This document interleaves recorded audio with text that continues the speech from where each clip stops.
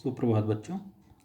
आज हम महाभारत कथा के दूसरे पाठ देवव्रत के बारे में पढ़ेंगे। देवव्रत।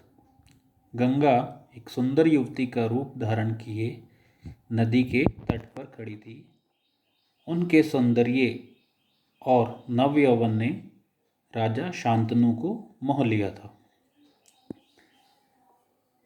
गंगा बोली, राजन, आपकी पत्नी होना मुझे स्वीकार है, पर इससे पहले आपको मेरी शर्तें माननी होंगी। क्या आप मानेंगे? राजा ने कहा, अवश्य। राजा शांतनु ने गंगा की सारी शर्तें मान ली और वचन दिया कि वह उनका पूर्ण रूप से पालन करेंगे। समय पाकर गंगा से शांतनु के कई तेजस्वी पुत्र हुए। तेजस्वी अर्थात प्रतापी और वीर।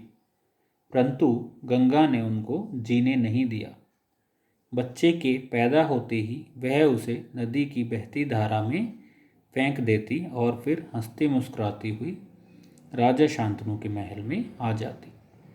अज्ञात सुंदरी के इस व्यवहार से राजा शांतनु चकित रह जाते। उनके आश्चर्य और क्षोभ का अर्थ है खलबली, जो उनके मन में खलबली मची हुई थी कि गंगा क्यों अपने पुत्रों को नदी धारा में बहा देती है, उसका पारावार ना रहा अर्थात सीमा ना रही। शांतनु वचन दे चुके थे, इस कारण मन मसोस कर रह जाते। 7 बच्चों को गंगा ने इसी भांति नदी की धारा में बहा दिया। 8वां बच्चा पैदा हुआ। गंगा उसे भी लेकर नदी की तरफ जाने लगी तो शांतनु से रहा ना गया। बोले, माँ होकर अपने नादान बच्चों को अकारण ही क्यों मार दिया करती हो? यह घृणित व्यवहार तुम्हें शोभा नहीं देता। राजा की बात सुनकर गंगा मन ही मन मुस्कुराई, परंतु क्रोध का अभिनय करती हुई बोली, राजन, क्या आप अपना वचन भूल गए हैं? मालूम होता है कि आपको पुत्र से ही मतलब है, मुझसे नहीं।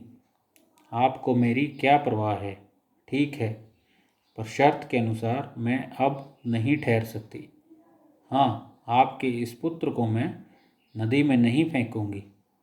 इस अंतिम बालक को मैं कुछ दिन पालूंगी और फिर पुरस्कार के रूप में आपको सौंप दूंगी। यह कहकर गंगा बच्चे को साथ लेकर चली गई। यही बच्चा आगे चलकर भीष्म पितामह के नाम से विख्यात हुआ।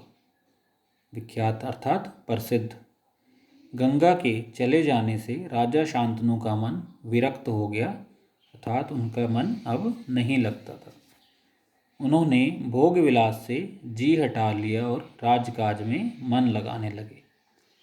एक दिन राजा खेलते खेलते गंगा के तट पर चले गए तो देखा किनारे पर खड़ा एक सुंदर और गठीला युवक गंगा की बहती हुई धारा पर बाण चला रहा था। बाणों की बौछार से गंगा की प्रचंड धारा एकदम रुकी हुई थी। यह दृश्य देख शांतनु दंग रह गए। इतने में ही राजा के सामने स्वयं गंगा आकर उपस्थित हो गई। गंगा ने युवक को अपने पास बुलाया और राजा से बोली, राजन, पहचाना मुझे और इस युवक को? यही आपका और मेरा 8वां पुत्र देवव्रत है। महर्षि वशिष्ठ ने इसे शिक्षा दी है। शास्त्र ज्ञान में शुक्राचार्य और रण कौशल में परशुराम ही इसका मुकाबला कर सकते हैं। यह जितना कुशल योद्धा है उतना ही चतुर राजनीतिज्ञ भी है। आपका पुत्र मैं आपको सौंप रही हूँ। अब ले जाइए इसे अपने साथ। गंगा ने देवव्रत का माथा चूमा और आशीर्वाद देकर राजा के साथ उसे विदा कर दिया। तो बच्चों, देवव्रत पाठ को आप ध्यान से पढ़ लेना तथा इसके प्रश्न उत्तर मैं आपको अगले वीडियो में दूंगा। धन्यवाद।